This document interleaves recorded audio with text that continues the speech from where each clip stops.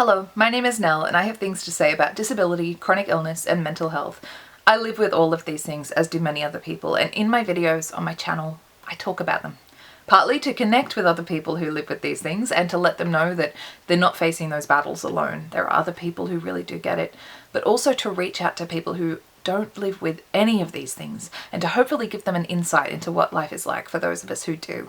If that sounds like something that interests you, I would love it if you would subscribe to my channel. Come back every Wednesday when I upload new videos. Leave comments letting me know what you think of what I share, and please share these videos if you know of somebody who would benefit from what I have to say. Now usually I do only upload on Wednesdays, but this is a special occasion because our Prime Minister has sent something that has put him in hot water, can you believe it? And it has to do with the disability community. And I happen to be a part of that community, so I feel like I can wade into that hot water and throw in my 2 cents. Our Prime Minister, Scott Morrison, has made some remarks that centre around children, disability and blessings. And it has caused a lot of hurt and has brought up a lot of discussion and a lot of debate. And I really want to pull some of this apart and look at it from a different perspective. Now, I'm going to tell you what he said and the context in which he said it, so then we can really delve into what happened and my personal issues with it. He was speaking to the mother of a disabled child. Now, her son has NDIS funding, which his plan had been cut, as have many other people on NDIS plans. And she was basically saying to Scott Morrison, what are you going to do about it? What is your government going to do about it? And his government has been part of cutting the NDIS funding. What is your government going to do about the NDIS funding issues? And he said, I've been blessed. We've got 2 children that haven't had to go through that. And so for parents with children who are disabled, I can only try and understand your aspirations for those children. And then I think that is the beauty of the National Disability Insurance Scheme. Now, people are taking issue with the fact that he said, I've been blessed, that essentially my children aren't disabled. And people are saying, does that mean he's saying that disabled children are less of a blessing than non-disabled children? Who knows if that's what he meant. It's a very accidentally ableist comment to say if that's not what he meant. I mean, it's an awkward thing to say. It's an insensitive thing to say. Like, let's admit that. He definitely put his foot in his mouth and wore it like a shoe. And maybe he just meant that he's thankful that his children don't have those same struggles that he's seeing. Maybe that's what he meant. And that can be a valid feeling. I mean, I know that for me, I live with disability and it's bloody hard. And so when I see my friends and family who don't deal with disability, I am thankful that they don't face the same hurdles I do, because it is really, really difficult. Maybe that's what he meant, but the wording, the way he said it, is really, really problematic, especially using the word blessing, because we often talk about children being a blessing, and the way he worded it almost implies that his children are a blessing because of what they're not, because of the fact that they're not disabled, rather than just his children being a blessing simply for the fact that they're his children. So that's a big issue that's come up. And plenty of people more eloquent than I are going into that. I want to look at something different. So let's give him the benefit of the doubt, as uncomfortable as that might make some of us.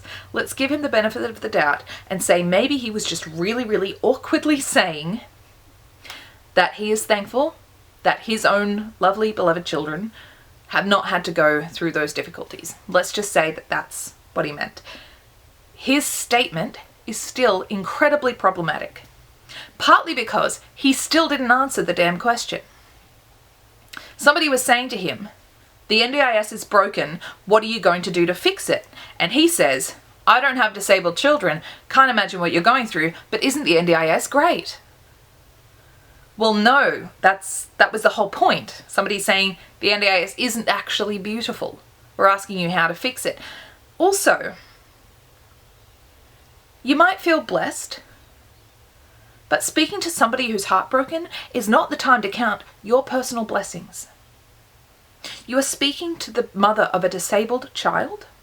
You might feel blessed that your children don't face those hardships, but that conversation is not the time to express those blessings. Imagine if the Prime Minister was in an employment office and he's surrounded by people who are struggling to find work, and he goes in there and he hears people pouring their hearts out saying, I'm struggling to find work. What are you going to do about helping me find a job? What is your government going to do about increasing jobs? And he says, well, I've been blessed in that I have a job. So I can't imagine what you're going through. But isn't this employment office great? It's callous, it's tone deaf, and it's not the time or place. Imagine if he was cutting Medicare and people were able to claim less and less things and people were getting sicker and sicker, and he goes into some intensive care unit and he hears people pouring their hearts out saying, what are you going to do about this? People are sick. What are you going to do? And he says, well, I'm blessed in that I have private healthcare insurance.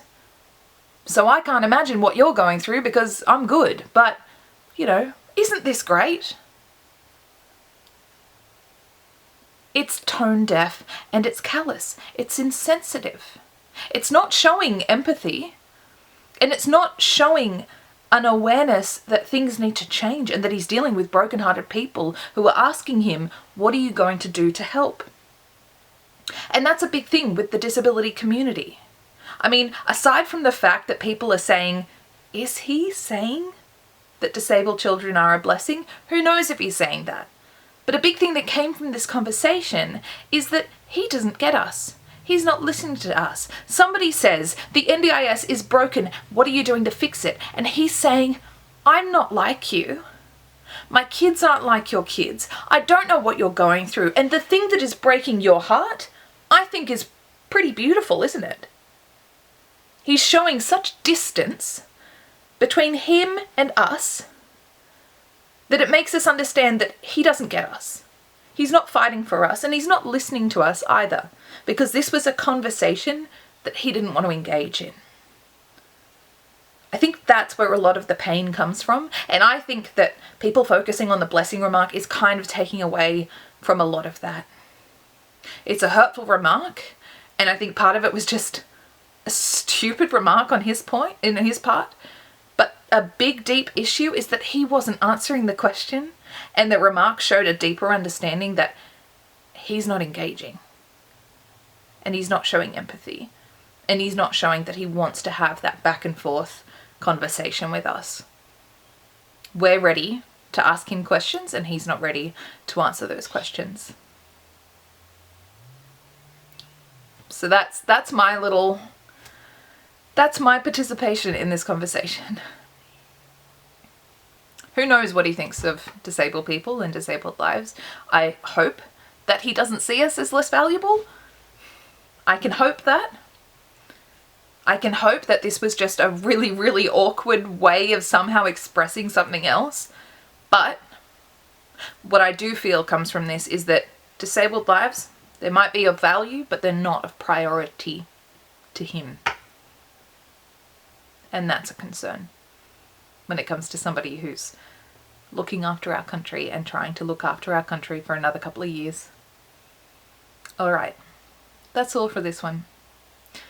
Bless.